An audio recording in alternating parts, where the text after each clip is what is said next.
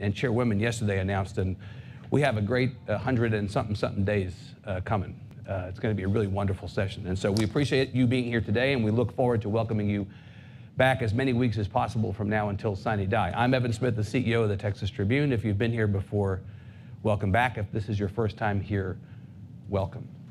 We call this Studio 919. This is the event space that the Texas Tribune has now been running kind of full bore since about last September. We moved into this office space a little more than a year and a half ago.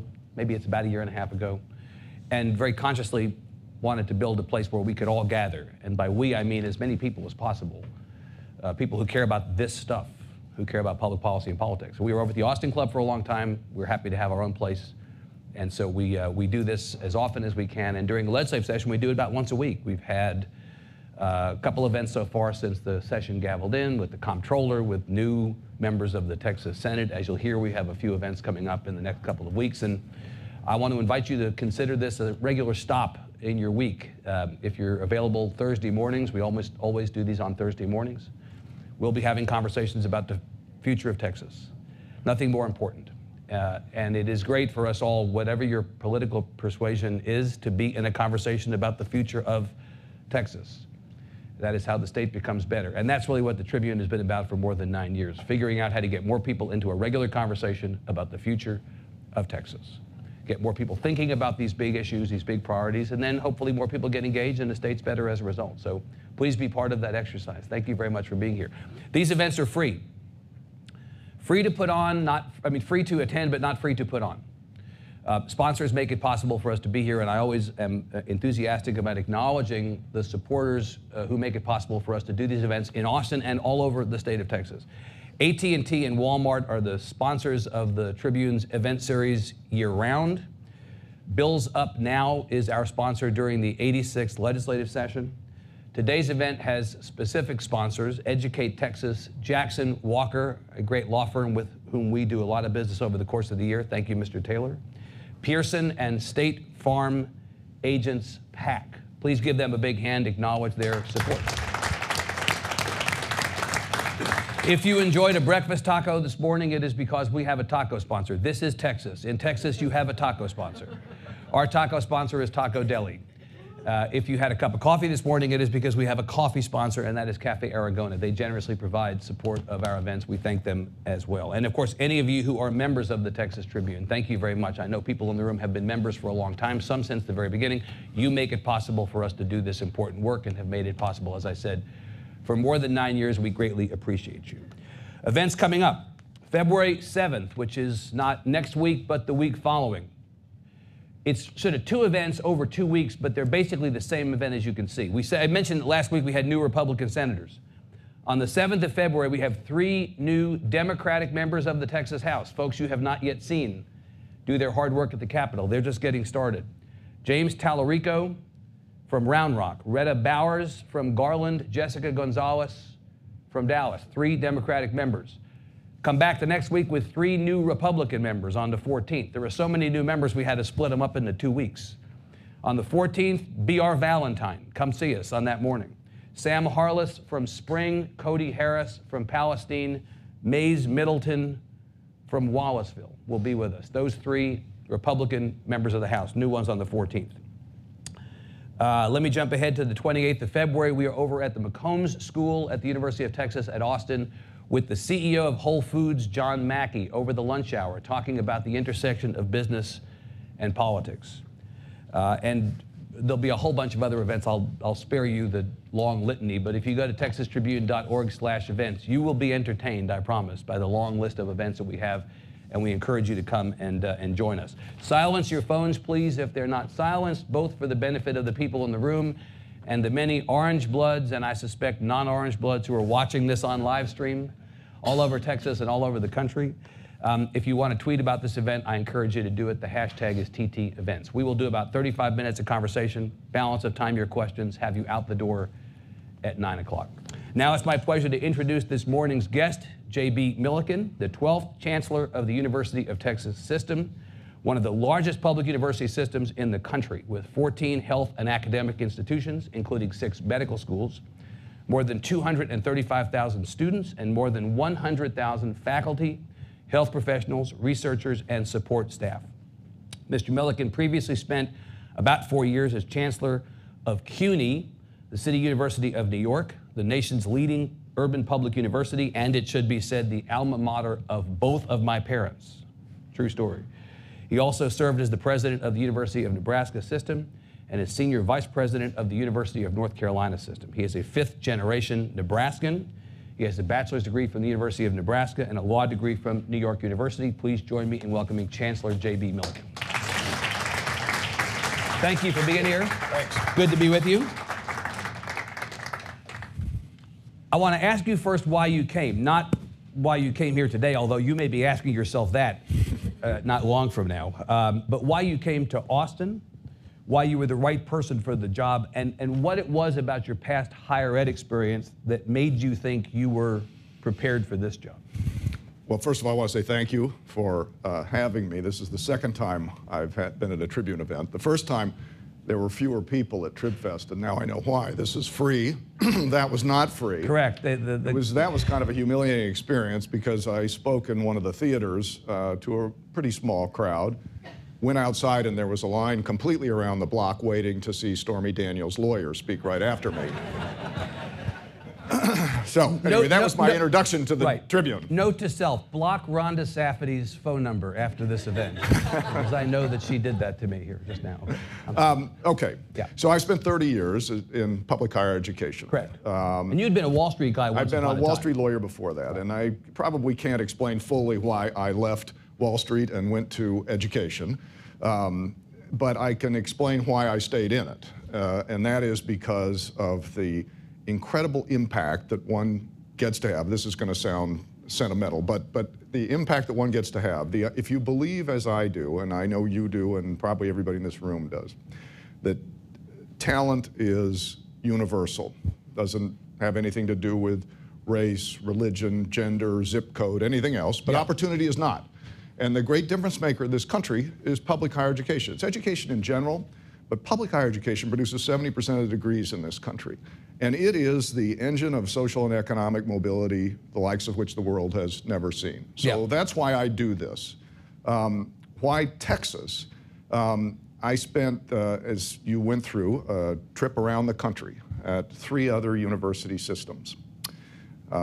All very different, by the way. North Carolina, very different from Nebraska. Nebraska, very different from CUNY. Very different. If we get into politics at some point, it's fascinating. I know you're going to do a story on regents at some point, and how they are selected around the country is a fascinating subject, because each of those 4 has a different method of selection. But Texas has its ethos here. Everybody around the country knows there's something different about Texas. Now, depending on where you live, that may be positive or negative. To me, it's enormously positive. Right. So what starts here changes the world, or what starts here deranges the world, right? That's what some people might refer to as swagger. But I prefer to say that it is a sense of confidence, a sense of ambition, and a sense of optimism that I don't see in other places in the country. I don't see the same level of a sense of self and a sense of optimism about the future, that if we do the right things, we make the right choices, we make the right investments, this place is going to be successful. And so there's an opportunity for somebody who cares about public higher education, as you say, to come to a place with high ambitions, big, hairy goals, and do big things. Add to that, it's the 2nd largest state in terms of population and the 3rd youngest.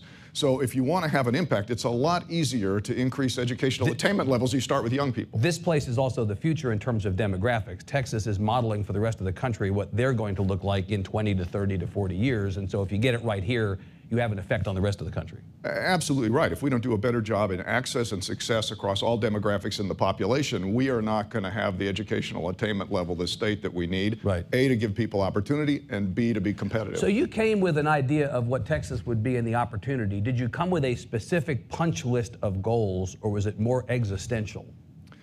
So a punch list of goals seems a little presumptuous to come into Texas as a first-time resident.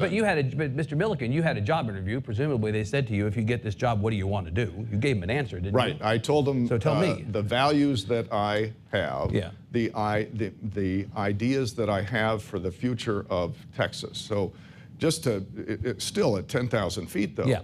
This place may grow. It may double in population over the next 30 years. Well, in fact, the demographers are predicting exactly that it'll go to 54 million by 2050. Right. Right. So the question is not, do we have the level and the enough higher education today to serve Texas? It's, do we have enough higher education, and is it doing the right things to educate the future of Texas? Because we can't start in 28 years to get ready for 30 years of double the population. Right. So we need to do a number of things better and differently and more of them to be able to serve this changing And it's not Texas. only one thing, but it's multiple things. It's access and affordability and excellence and success. Success. I mean, probably the most important agenda item in this country in public higher education right now is the completion agenda. Correct. And which I want to come to in a little bit. But first, I want to ask you about the last couple of months of work, which has really been consumed, as I see it, by the changes happening at the UT system. I want to start actually narrow with the UT system and then broaden out more to the higher ed agenda now and going forward. You got here in September-ish, and by about the middle of October, what is referred to casually as the LTIF report, but is formally the System Administration Task Force Organizational Assessment came out. You have been consumed really for the last few months with this report, the byproducts of this report, the implementation of this report, the implications of this report. Has the fact that you've had to spend time on that in your first few weeks and months here undermined your ability to start off on the right foot in terms of the big, hairy goals that you may have, either 10,000-foot view or on the ground? No, I think it's advanced that opportunity. It's advanced it. Yeah. Let me say that, first of all, I don't know that I've been completely consumed during the last 4 months with this, but it has been an important agenda item. But in addition to that, I've been to 14 universities across the state and spent a good deal of time. I have no doubt that you spent your time on the campuses, meeting people, and a piece. But at the same time, you show up on day one, and on day whatever, 30, 40, the conversation all of a sudden turns to cuts to the system, cuts to the head count. We're going to change the way that we think about the system. Now we're going to be a service provider. It's going to be bottom up instead of top down. I mean, I'll go through what some of the things were in the report. I have to believe that if you're the boss, you come in and within literally a month, all of a sudden this thing lands with a thud. Yeah. It has to consume you to some degree. Right. So I'd like to think that coming to this, my fourth higher education system, I knew how to do a little bit of due diligence about it. So it was not a shock to me that there was going to be a report coming. You knew this was coming. It was not a shock to me about the nature of the discussion that had been here. You know, I reported to the board in November, shortly after I arrived, about what one thinks about when one comes to a new university system as its leader. And one of the things that you spend your first year doing necessarily is assessing the operation, making sure we have an obligation to be as cost-effective as possible, to deliver efficiently a high-quality product to the people of the state of Texas. And whether there had been a task force or not, I would have been engaged in making my own judgments about that based on 30 years of experience. As I said then, the task force report was a benefit to me. It gave me an assessment based on, first of all, 4 thoughtful members of the Board of Regents. Second, interviews with every president of our institutions. Third, interviews with a deep bench of people in the system administration to get their views also. So starting on day one with this was perhaps an advantage that one doesn't typically have when one comes. You would have had to take a year or more doing this assessment, this audit yourself. Instead, you come and they've done it for you. Exactly right. Right. And so they hand this off to you. Exactly right. So the parameters of this were, it had been in the works for a little bit more than a year, right? The study that was done. The system had begun, I had to go back and remember this, but the system had begun to receive scrutiny from lawmakers about growth and spending. There was a conversation in the last session about that, and it was a range of issues. There was the construction of the system building downtown. That came up at one point. There was the discussion of a Houston presence, the purchase of land and the expansion into Houston. Those things all fed into an exercise that took a little bit more than a year. And I mentioned the recommendations, the principal recommendations. There were others. The service provider model, that's the phrase actually called out in the report, service provider model. Better support for small campuses, which I think you're kind of for this, right? You think? Absolutely. Because the relationship between UT Austin as the flagship and the other campuses, whether this is real or perceived, has been fraught up in the air. You know, does UT Austin get too much love from the system? Do the regional campuses not get enough love? And the fact that access to UT Austin is a hot commodity. Often you have opportunities for kids who want to go to UT Austin to go to other campuses. And then this idea of no top-down initiatives from the system, but actually everything bubbling up. Those two ideas, the importance of the regionals and bottom-up as opposed to top-down, you're good with that. You like that idea. I am good with it. Yeah. You want me to say more about this? I want you to talk as much about it as you want. So this is not a conversation that is exclusively held in Texas. This happens, there are 46 higher education systems in this country, and this happens everywhere. And it should happen at every level of administration. You know, most of the administrators in the UT system, and I'm not telling any secrets here, are not at the UT system administration. They're across 14 institutions, as they should be. So we need to, I think, periodically, often, review what we're doing, whether it makes sense to be doing it, and how we're doing it, how well and how effectively we're doing it. Right before I came to Texas, I spent over a year with a consulting firm in New York looking at the CUNY system.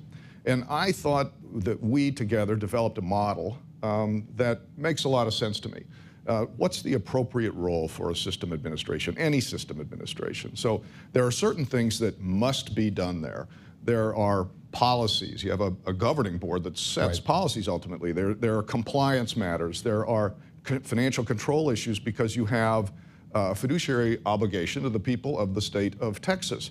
There's a coordination. There are approval of degree programs, plans, assessment of the campuses. All that's got to be done there. Then there are things, the vast majority of the work that has to be done on the campus, that faces the students, the faculty, the large number of people that work for the university system. So HR primarily there, all of these things have to be done on the ground. Then there's a third area of things, true shared service. It's not just another word for systemize or centralize, but those areas where you need an expert function. Some IT functions, some others, some HR functions where you can do it in one place, you don't need it in 14 or 15 places, and you have real governance of that. Now that's how we run our system enterprise student affairs software for 7 of our campuses. It's done in Dallas. It has a governing board of people that are representative of each campus who make decisions, set priorities. That's a shared service. It's not central, it's not campus, but it's rational. But largely, Chancellor, what you're talking about is back-of-house functions. These are not public-facing functions. You know, the criticism of the system in the past has been it does not educate a single student. It does not grant, except in the most technical sense, a single degree. It really plays more of an administrative role, more of a back-of-house role. It is the work of the campuses and of the individual institutions within the system that is public-facing, right? Well, and so yes, the criticism it is public-facing, and of course it doesn't teach any students or do any research, but you know, neither does the president's office or the dean's office. But I mean, most of the administrators are spread throughout a university system, and so sure. But I'm simply giving voice to what had been prior to your arrival, the criticism of the system, that the spending at the system had gone up. Well, I'm not going to defend the spending of the system before. I can only defend decisions that are made in the last 4 months. I'm not asking you to defend it. I'm just simply observing that prior to your arrival, the conversation was about whether the system had gotten a little bit off the leash in terms of growth, and whether because the system does not educate a single student, whether that needed to be reined in. That was what precipitated, in theory, this report. Look, the first part of this is quite a legitimate discussion, as I've said many times, including here. We have an obligation to be as cost-effective as we can. You know, the second piece of this, every company in America has SG&A that doesn't go into the manufacture of their product, and they're absolutely necessary. So the 46 systems in this country, creations of their state.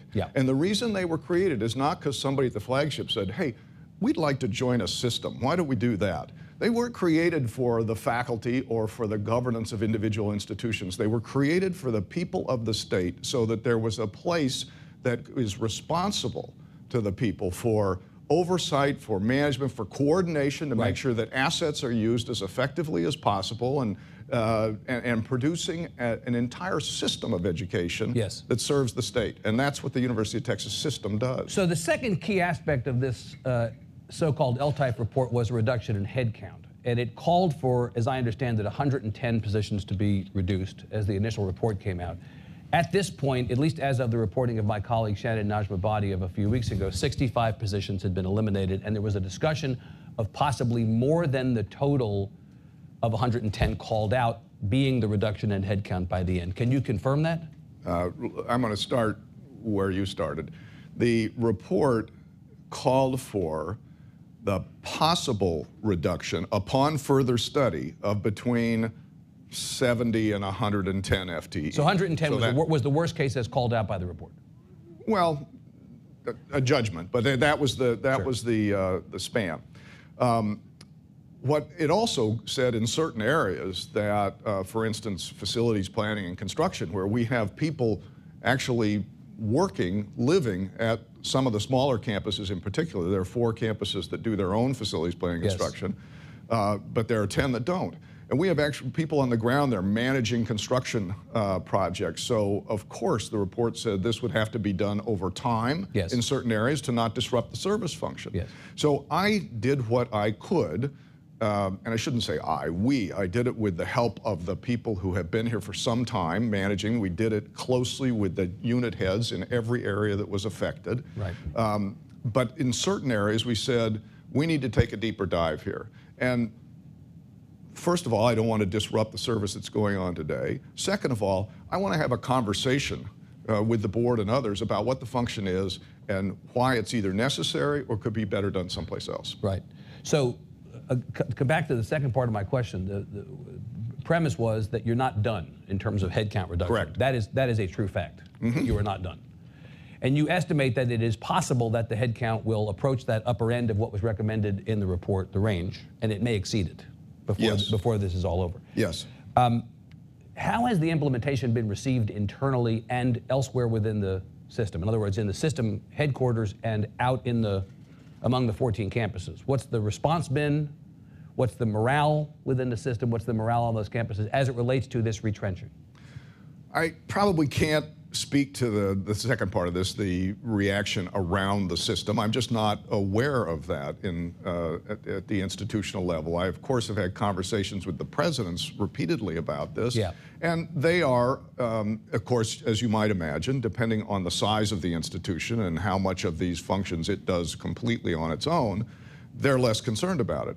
The smaller institutions that are more dependent on things like the legal services, the HR services, the construction services, they are more sensitive to it and more concerned about what the outcome will be, as you would expect.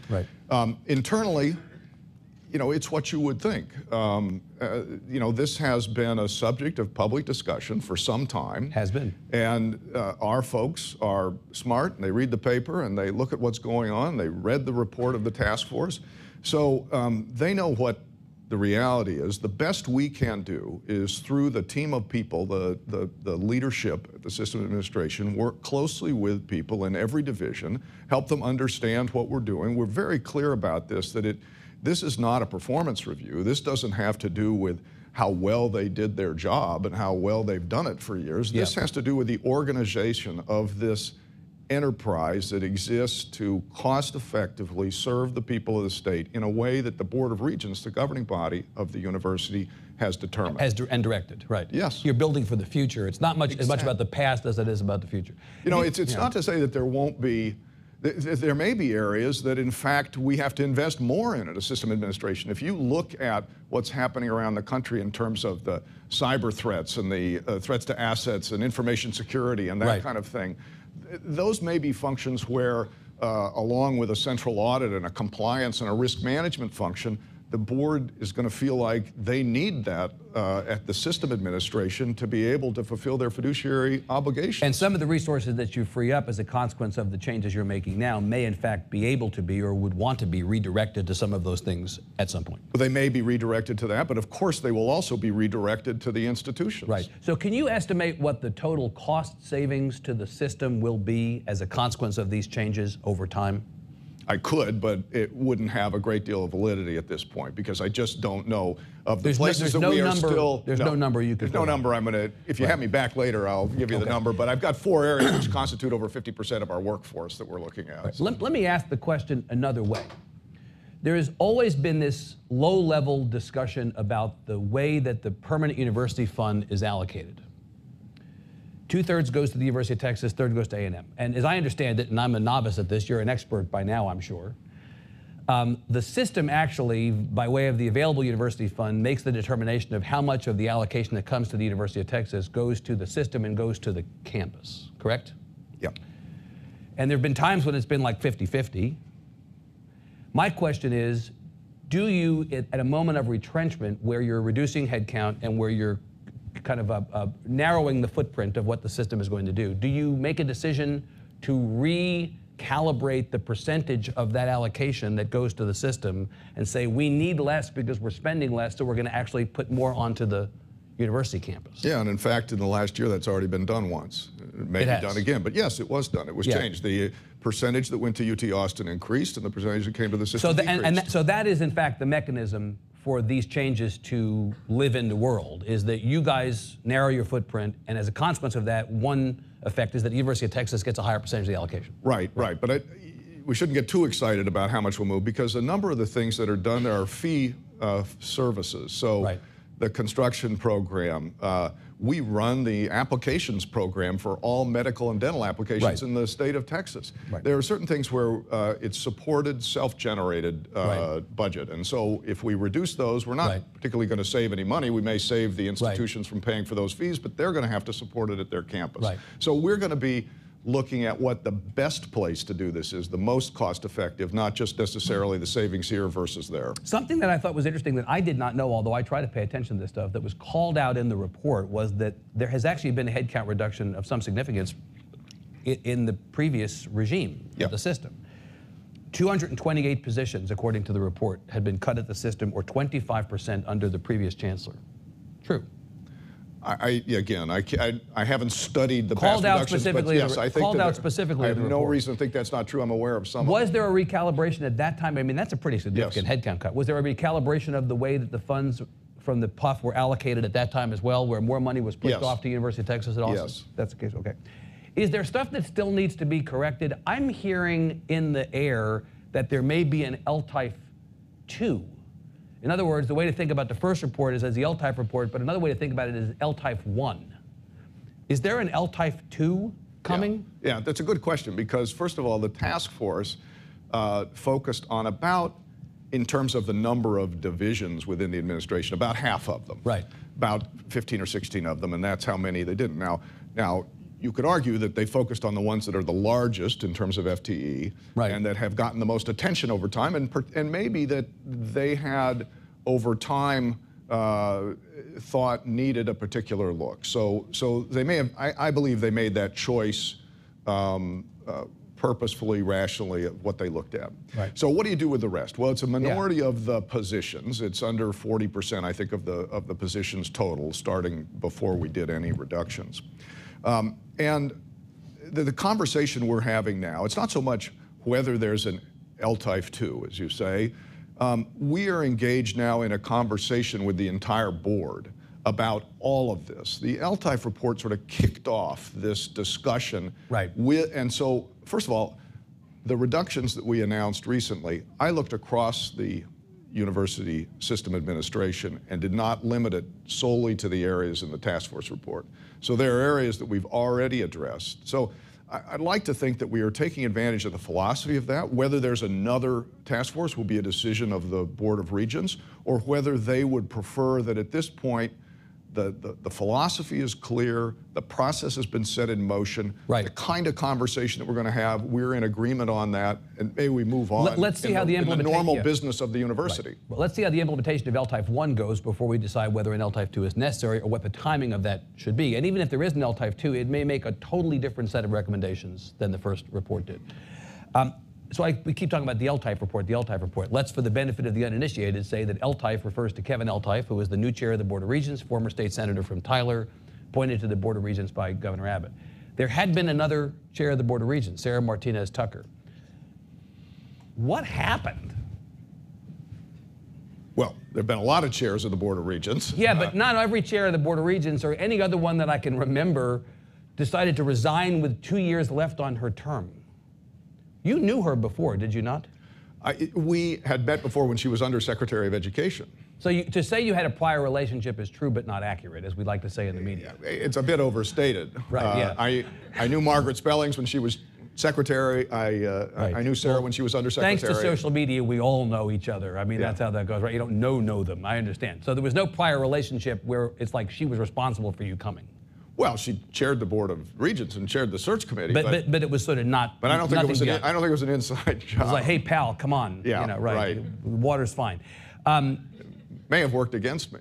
But I mean, I guess so it is said, it has been reported, stated as fact, I guess, that she left her position as chair because she did not support the findings of LTIFE 1, nor what the consequences would be of implementing the recommendations. True or false? You said stated as fact. This is the first time I've heard that. It has been. Well, she appointed the task force. She clearly knew she appointed and charged the task force, so knew what they were doing. So the report comes out. She says to the governor, "I'm quitting the Board of Regents." I mean, is there a possible reason I'm not aware of why she might have quit at that exact moment? I mean, doesn't it seem to you like there's a cause-effect there? Everything we've understood is that there was a cause-effect. There may be, there probably is, but I don't have that information. You should have Sarah on and talk about this. I can't tell you what her thought process was. I can tell you that this is a person. As a matter of fact, I happen to have her right here. Let me bring her out. Suddenly, this has turned into Annie Hall. Let me bring her out right now. Yeah. This is a person who, is engaged in leadership positions around the country. Is on the executive committee of the Notre Dame board. I mean, she is a highly sought after leader. Right, yeah. And she had 4 very successful years at the UT system. Army Futures, TMC3, new presidents, overseeing the transition to a new chancellor. This is a pretty good body of work for somebody during their role as chair. So I can't speak to why she made her decision. Yeah. But she I did. guess just sort of given the assumptions made, educated assumptions, at least educated assumptions about what happened there. I guess I want to go back to this question of, did you know what you were getting into when you came here? Did you think you were going to have autonomy? There is a sort of a hum in the air that you come in, all of a sudden you got to execute this report, lay people off, or make headcount decisions, said in a kinder way, retrench. And are you basically coming in to implement somebody else's vision for this system, the governor's vision, or even Senator LTIFE's vision? Do you feel like you have adequate autonomy? Did you know when you came in what this would be like? So, yes and no, I knew what it was when I came in. I would say, I used to say in New York that this isn't my first rodeo, but in Texas, I'm afraid I might get challenged if I said that. So no, that sounds pretty good to me, actually. That's good. That's good. But, there is much that is common to these political organizations around the country. So did I know 100% what I was getting? Of course not. But did I know there'd be surprises, there'd be political decisions, there would be influence of donors, of students, of faculty, of politicians? Of course I did. Right. So am I surprised by all this? You worked for Andrew Cuomo. I mean, you know what it's like to work with a governor who has a point of view. So so autonomy, nowhere in higher education is autonomy the right word, I think, whether you're talking about institutions, whether you're talking about chancellors. Everybody works for somebody. Everybody works for somebody. I feel like I have a great relationship with a new chairman of the board. I had a great relationship with the former chairman of the board. I have a great relationship with the new chairman of the board who, at this point, for someone coming into Texas with a lot of experience in public higher education, but not much experience in Texas, having somebody who knows and is known well at the Capitol and is well respected is a terrific advantage for me. It's a great benefit. But it's interesting because he and Regent Longoria were the two big critics of the system from within. And all of a sudden now he's running a place. He's a little bit like the Alexandria Ocasio-Cortez of the system, right? He was on the outside. Running the place now? He was on the outside of the system, and now all of a sudden he's on the inside. I mean, it's interesting. You know, the critic has now been brought in, is now part of the administration. I mean, I just think it's an interesting dynamic, and I'm just wondering about that. And I'm further wondering about your relationship with the governor. In other words, has the governor been clear with you about his vision for the system and his vision for higher ed? And are you good with that? The governor and I have had a number of discussions from when I first came to Texas. And I must say I was impressed by his interest, his knowledge about the system, his commitment to higher education. We spent the first meeting we had together about an hour with him asking me questions about higher education nationally and how do you do this, how do you do that. Right. I'm not saying he didn't already know the answers, but it was... Or didn't have a point of view. But, right. well, yeah, I think he has a point of view, certainly. Most governors have a point of view about most of the operations of public operations of the state. Right. So, yes, I have a pretty clear idea that he was very supportive of the institutions of the UT system. Very clear emphasis on our emerging research, our 4 emerging research universities, and how important that was for all of Texas.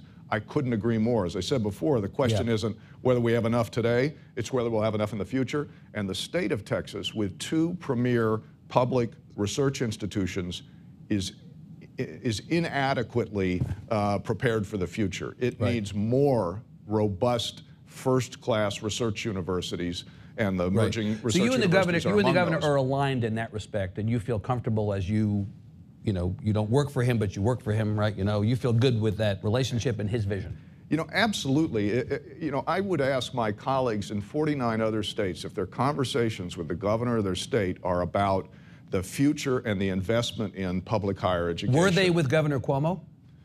A different kind of conversation. Did you just talk about the MTA? Maybe you have a better sense of why it doesn't work. So I'm sure this audience is really interested in how much fare cards are today. We have a live stream. There are people in New York watching. You now, as a consequence of Regent Tucker departing and churn, have 4 new regents to be appointed, which is close to half the regents. That's also more scintillating to you than it is to me. Now, at Nebraska... Fact check true. At Nebraska, I agree. All right, stop. I agree. All right, stop. At Nebraska, there were 8 regions publicly elected in a popular election, and the cycle for doing this was 2, 2, and 4. So should we elect our regents here? Look, a long time ago, I used to be a secretary to the Board of Regents, like almost 30 years ago. And I'd go to these meetings nationally of people who did this. And there was only one thing that everybody agreed on, and that was that the method of selection of our board is not the right one. Whatever the method is, it's the wrong one. It's the wrong one always. And so I started at a place where they're popularly elected. Then I went to a state where they are elected 16 by the House and 16 by the Senate. Governor has nothing to do with it. Then I went to a place that is 10 appointed by the governor and 5 appointed by the mayor. And not good. We know how that works. Right, yes. Yeah. And so this is more typical in Texas, to have a governor appoint them and have them be confirmed by the Senate. But the fact that there are 4 coming in, great. Well, it's a lot of change. It is a lot of change. But look, these are going to be talented people. I have no question about that. And they're going to be people who care about the University of Texas system. These are not going to be people who have an agenda that is contrary to the university, the best interest of the Texas system. You have a sense of timing? Well, I only know what everybody knows about the time that the governor makes them in soon-ish. Yeah. 1 could be made immediately. 3 could be made later. You have a list of names. You want to tell us who the people are going to be? That probably wouldn't help their chances. But, I thought I would trick you into giving me the list, you. actually, now. Have you talked to the previous chancellors, McRaven and Figueroa, about the political aspects of this job? Have you gotten guidance or advice from them? They've both been through wars of their own previously. What'd they tell you? McRaven, Figueroa, Udolph, Cunningham, You talk to all these guys. Oh, yeah. Yeah. Yeah, I do talk to them. I talked to them before I got here, and I talked to them What's after the I got best here. advice you got? Don't identify the source if you want, or do if you want. What's the best piece of advice you got from them? Buy more orange clothing. Yes. Yes, that's true. They had a pretty good idea. I was a little short on that. It's not always flattering, but I think that's a good idea for the job, probably. Did they tell you how to deal with the legislature specifically? I mean, that because No. you came in at an interesting moment, because you came in essentially right on the lip of a session, and that is a really interesting moment. It's like being put in a lineup on the first day in the majors, Right. batting first. Right. So no, dealing with the legislature, or however you phrase it, is not one of the subjects that we've covered in depth. So, as I say many times, I've done this for 30 years. Right. I have always had a role working with Right. the legislature, and as I said to the board, and I probably publicly, if you don't like politics, if it isn't part of what you want to spend your time with every day and dealing with elected officials and working on the intersection of education policy and politics, you should find another line of work. Because being the chancellor of a public university Right. system involves that as a necessary part of your job. And in fact, you have a chair who is now extraordinarily well familiar with the legislature and wired. You have a new head of government relations of the system who has a lot of experience with working in the legislature. And so you have good people to the left and the right of you who can march up the street with you. Hiring good people, Right. having good people, and I didn't hire Kevin, but having good people to the right and left of you is probably the most important thing you can do to be successful. Right. So you have new, as of this last couple of weeks, you have new chairs of the House Higher Ed and Senate Higher Ed committees, people who had not had that job before. You are, relatively speaking, the veteran compared to those guys, right? Neither one had chaired the committee before. What does having new chairs of those two relevant committees of the legislature do to this session as it relates to your working with the legislature? So first, I have to use this because I read the other day about being a veteran. Given the number of people that move into Austin and the Austin area every day, I have now been here longer than 42,000 people in Austin. Right. So I am a veteran. And every one of them is on South Congress between the bridge and Old Torf right now, actually. That's right. So what about that? You got new chairs of House and Senate. It is kind of like a overturning of the mulch, is it not? That's a lovely metaphor. So every conversation I've had in the Capitol, in members' districts, has been quite positive about the future of the University of Texas system, about what it does for the state. They may be more interested in one institution or another, but I've been, my thinking about this place, and it came both from the board as I was talking to them, from the governor, and from others, about this sense of ambition, which I think is in Texans' genes, and Right. this optimism it comes through again and again and again. And so I don't think you could pick a better place to be doing what I do today. Right. New chairs, old chairs, doesn't matter. The conversation is going to be that conversation. I think so. About the future of higher ed. So we talk about a lot of things at our legislature when it comes to higher ed policy. We talk about facilities. We talk about the state's share of higher ed funding, which has gone down over time, like the conversation around public ed funding, that the state's share has gone Right. down over time. Push the costs off onto families and students, so there's an affordability conversation. You mentioned college completion earlier. That is a persistent conversation. There is the 60 by 30 report, which is itself a version of the college completion. Order for me where you think the conversation is going to be in terms of priorities. What are the big issues that jump out at you as you go up the street this session? Well, those are all number one. Every So one of let's them get- is equal. Right. So, look, you mentioned the affordability question. In this country, the high water mark for state funding share of universities' budgets was 1986, and it has gone down as a share of universities' budgets since that Consistently, time. right, yeah. In about, I think, 2008, maybe about 10 years ago, the lines crossed at the UT system in terms of support from state appropriations and support from tuition. Yes. So, and they're heading in the wrong direction. Tuition is necessary, of course. It's necessary every place. Yeah. I'm delighted with what we've done and I'm sure you'll ask me about this at some point, about private fundraising and the role of private support of the university. Oh, indeed. Because these things need to grow to try to help ease the burden both on the taxpayers of the state and the students, and to focus on excellence and quality at our institutions. So we need to, number one priority, fully fund our formula for our institutions. So you need a stable base of support at a university system. We are making choices that last people's lifetimes in hiring faculty, in building new science labs, in starting new academic programs. So we need to know that funding is there and it's stable over a period of time. So that's the most important thing. We've got new capital needs. We're growing. We're graduating many more students than we used to. And you have facilities needs, not on every campus equally, but some campuses have taken a long, it's been a long time since they had the upgrades that others have had. It's been a long time, and they are growing at disproportionate rates, as you would expect. Right. And so that needs to be, capacity needs to be addressed. On this question of tuition, as you say, there's been this crossing of the lines. 2003, the state voted to deregulate tuition. There is this misperception that somehow tuition has gone up at this precipitous rate since deregulation, when the reality is the rate of growth is actually slower since deregulation than before. But nonetheless, there is a perception, I think it's legitimate in the minds of many people in the state, that it's gotten a little bit out of hand and that the affordability question is beginning to be a real conversation.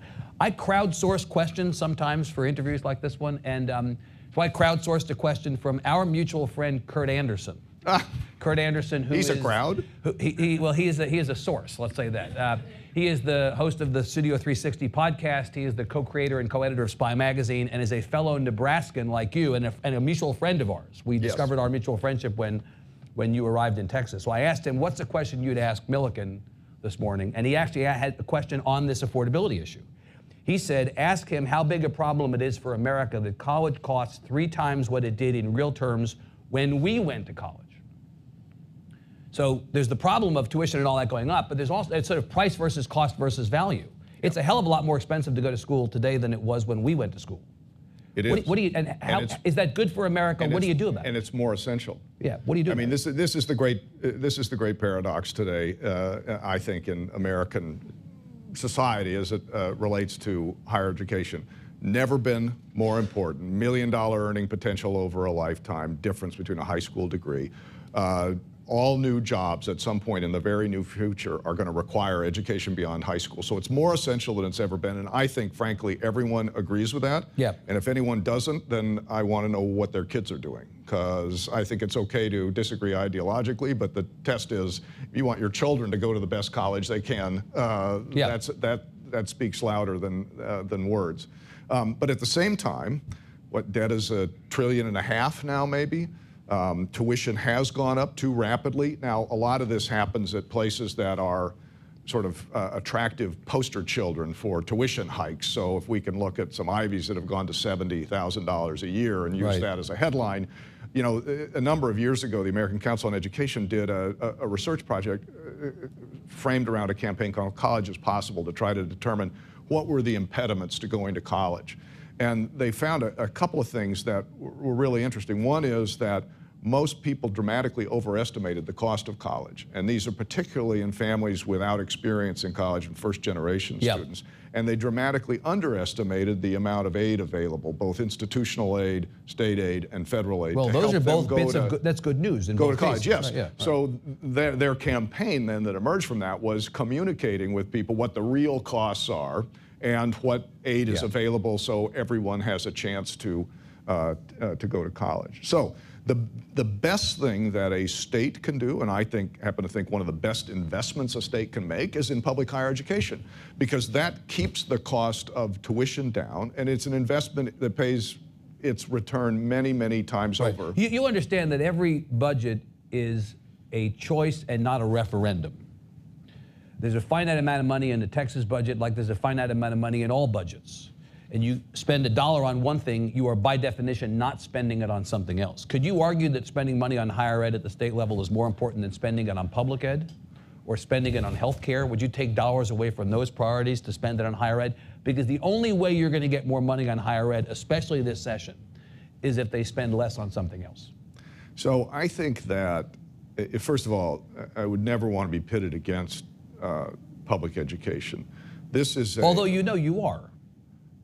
So you say. This is what we are engaged in now, no matter how it's organized and what the names are and what the historical time periods are, we are engaged now in what I think most people recognize as a necessary period of lifelong learning and education. Yep. And increasingly begins with early childhood because of the development of the brain at that point. I would argue, and Jim Heckman won a Nobel Prize for this at the University of Chicago, this is an admission against interest. The best investment you can make in education is probably in the first several years of life, because that's when the brain develops, the cognitive skills develop the most, vocabulary, et cetera. And if you start behind early in K-12, very difficult to catch up. So this is the, as we would say in Nebraska, the seed corn for the university. Right. Is the, well, you know, they've redefined, K-12. the bucket has been redefined really as pre-K through 16 and beyond, so that in some ways in you're fact, both in the same. That makes a lot of sense. Right. So we have a 100-year-old agrarian model of education in this country where the non-discretionary or mandatory or constitutionally required budgetary funding for K-12, but higher education in most states is among the largest discretionary items in the budget. And when budgets get tough, it's often the place that is hit first. Well, I'd argue that at least the first couple of years of that are as much a requirement today and as much an obligation of the state today as a high school degree was in 1930. Yeah. Two questions before we go to the audience. Are you going to advocate on behalf of the system when you go up to the legislature this session that tuition rates should be higher? Do you believe you need more money from families and students because the state is not doing an adequate job? Well, as you said, tuition deregulated, devolved to the governing boards, and ultimately that will be their decision. I think it's important, and I've thought this wherever I've been, to have frank conversations with political leadership about the implications of budget decisions. So as you say, it's a choice, absolutely. But part of making that choice is to be fully informed about the consequences. So I think it's incumbent upon me and my colleagues to be perfectly honest about what happens if the state funds us at this level or at that level, and what choices we have to make, certainly with their guidance and input, to meet the obligations that I think Texans share about the quality and the capacity and the growth of public higher education. But saying that you're going to have a frank conversation, and I stipulate that you are sincere about that, does not answer my question. Are you going to advocate for a tuition increase or not? I am. It's too early to say. Okay. It's too early to say. It has. Budgets have consequences, and what the state does with its budget will have. When you see what your allocation is, you can then make a determination. Yeah, we're not going to. Right. I would never say we're going to raise tuition in the abstract.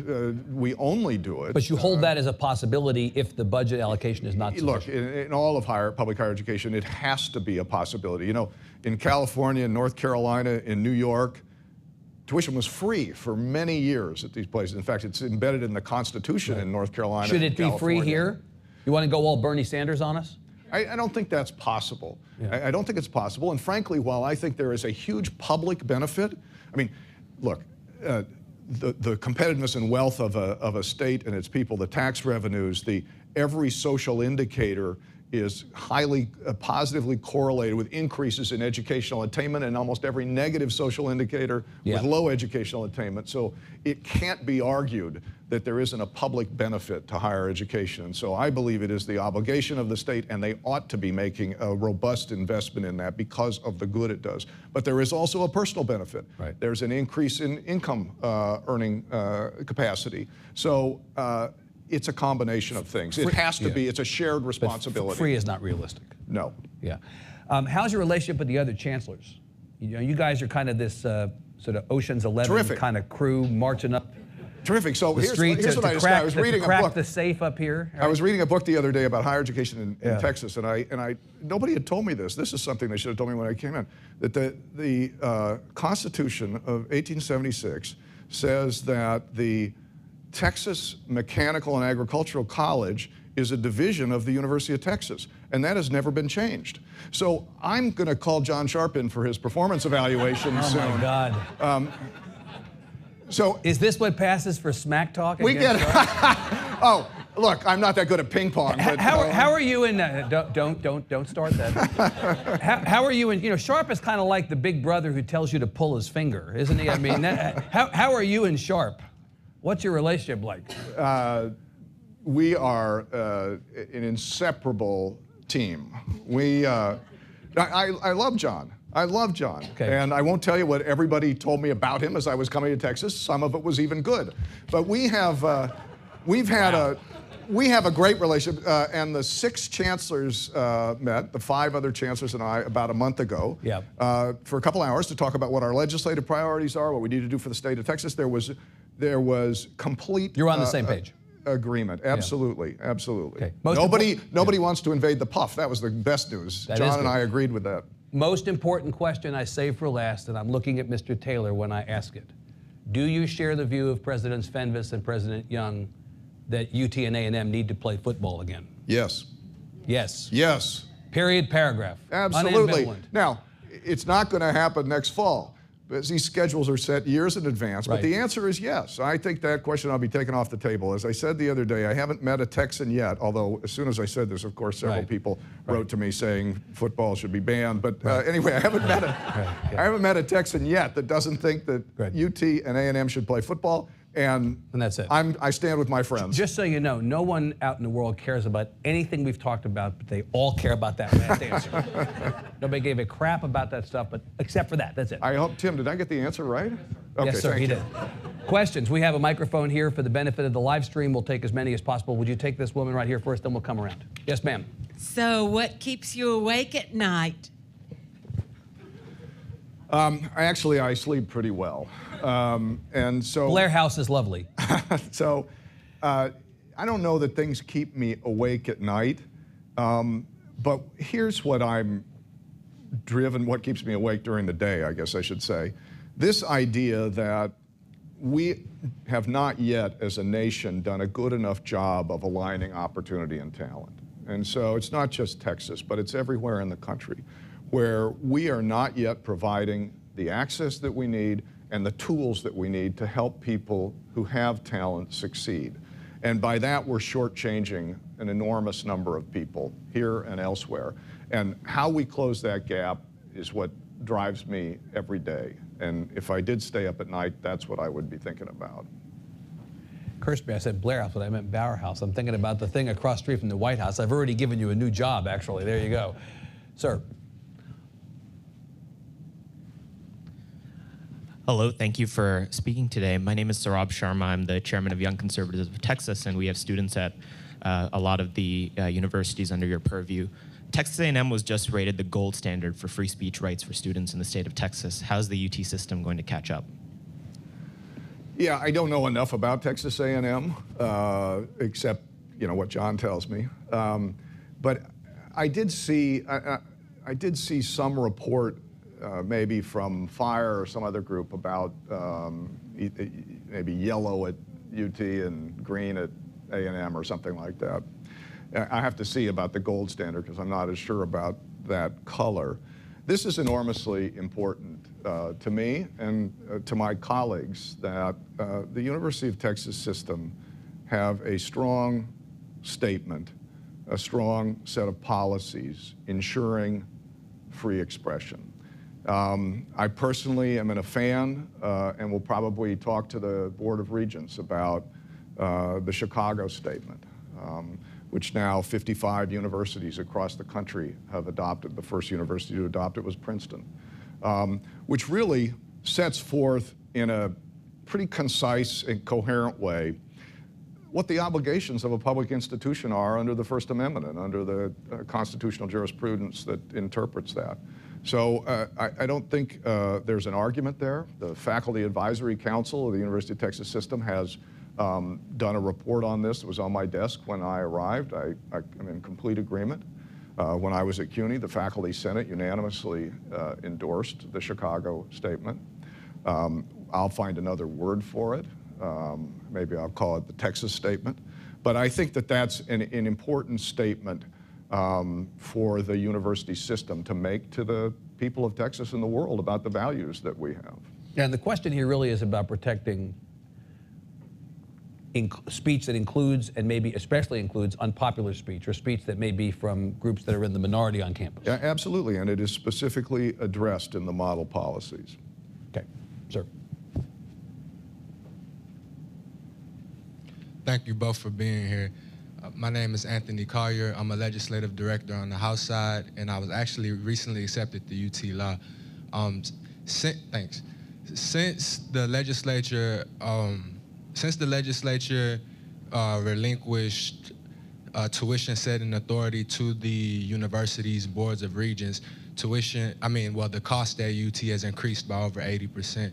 So I was wondering, in your opinion, was it a mistake for the legislature to relinquish oversight over tuition? It's a great question. Would you like to see us go back and re-regulate tuition?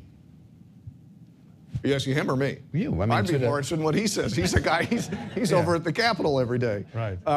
So this is an interesting question. And there's a different sort of flavor of this in every state. In some states, the legislature, when they adopt their budget, will look whether you increase tuition, and they'll net that out. In some states, you have to get approval of the legislature, just like you used to have to do in Texas. And I've worked in both of those places. I think ultimately this is an important role for a governing board. It's one of the things that a governing board ought to make decisions on. They are the ones closest to the operation and charged by the people and their leaders in the state with doing that. And so I happen to think tuition is one of those things. Now, I think these decisions have to be made hand in hand with the legislature because of the relationship between appropriations and tuition. And in fact, the reality is, although tuitions have been deregulated, and as the questioner says, it's been turfed back to the governance of these systems, the lieutenant governor has made very clear that he is not a big fan of tuition increases. So in essence, while tuition is not regulated, it's kind of regulated, right? You all can go up there with any recommendation you want in the era of deregulation, but they don't have to like it. Correct. Right. Correct. And they don't actually, at the end of the day, have to approve it. Right, correct. But they certainly, like most things, have opinions on it, and we take them seriously. And if your disposition is to try to work hand in glove with them in terms of the overall state appropriation for higher ed, coming in and stuffing a tuition increase up their nose that they can't ultimately do anything about is probably not a good political strategy. You know, one of the things that I have heard coming into Texas was that not everything was done openly, transparently, in a way that policymakers felt like they had enough information about it. It's my goal to, if that in fact has been the case, to make sure it isn't the case going forward. And part of that has to be open with them about things that we're spending money on, new investments we make, tuition, anything like that. Indeed. We have time for about one. Charlie, you go ahead. You be the bad guy here. You pick one. Sir. Good morning, Chancellor. My name is Luke Metzger with Environment Texas. The 9,000 oil and gas wells on land owned by UT have been a source of great wealth for the system, but also a source of great pollution. Scientists tell us we have to reduce pollution dramatically and quickly to avoid the worst impacts of global warming. Do you think UT has a responsibility to reduce the pollution on these publicly owned lands? Yes. Unambivalent answer, yes. Yes, no, yes. And yes, and there are a lot of issues that we face, as do other large landowners that have mineral rights that are developed as are ours in the Permian Basin. There's a difference between how we manage new oil wells, old wells, and how we address the challenge, particularly of old wells. But I do think it's an important question. We have an asset that is unparalleled in public higher education in the world, and we need to protect it. And it is a fabulous benefit to us and to the economy of the state of Texas. But I do think we should be leaders, and I've had a couple of meetings already with the people who run our lands divisions about things that are underway now and things that they're looking at in the future. So I think it's a great question, and it's one that I take very seriously. It's 9 o'clock. we're going to stop. Chancellor, can you do anything about UT losing to TCU in basketball? I'm focused on football right now. I won the Sugar Bowl. I'm very happy about that. And now I'm suiting up for the A&M game. It is the job of any chancellor to divert the questioner away from the sport not doing as well to the sport that is doing better. And in that respect, you have succeeded this morning, Mr. Chancellor. Thank you so much for being here. Good. Thank you all. Good. Thanks. I enjoyed it. Thank you. Good to see you. Thanks. Thank you, sir. All right, good. Hope we'll have the opportunity to do it again at some point. Yeah. Oh, I do.